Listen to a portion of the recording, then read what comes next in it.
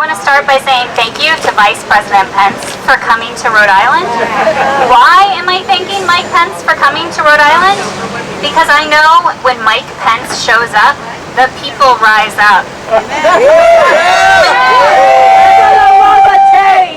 When Mike Pence fought for and signed destructive anti-choice legislation, the women of Indiana responded with periods for Pence.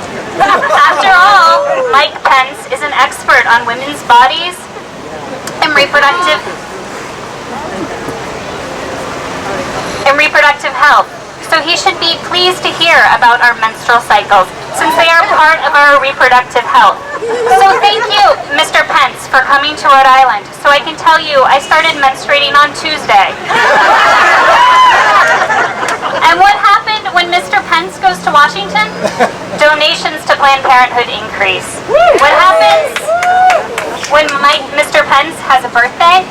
Hot Pence shows up in bike shorts, and donations to Planned Parenthood increase. So thank you, Mike Pence, for showing up in Washington and increasing donations to Planned Parenthood. Thank you, Mr. Pence, for coming to Rhode Island so we can show you that women lead and provide you with an opportunity to reconsider your policy to never meet with women alone.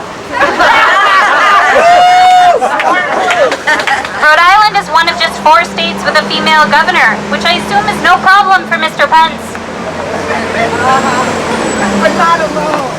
Also, Vice President, Rhode Island is one of a few states without a budget. And why don't we have a budget? Because on June 30th, the Speaker of the Rhode Island House walked out without completing a budget.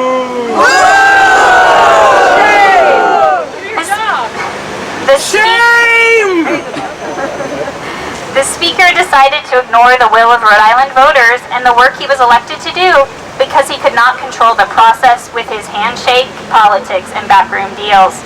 So thank you, Mr. Pence, for bringing in national media. They can start asking why Rhode Island doesn't have a budget, and maybe they can get some answers from the Speaker. And while the media asks the Speaker why he hasn't passed a budget, they can also ask him why the most democratic state in the nation hasn't passed legislation to ensure safe and legal access to abortion.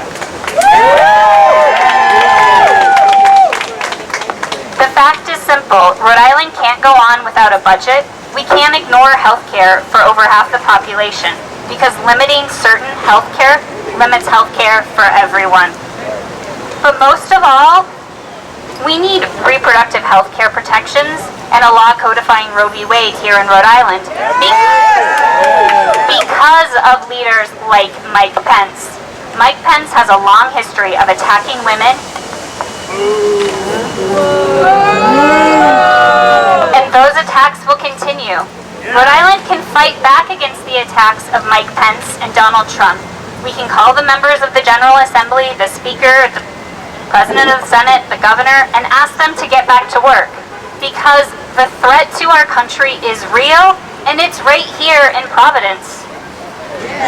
Thank you, Mike Pence, for being here today to remind us just how urgently we need to act.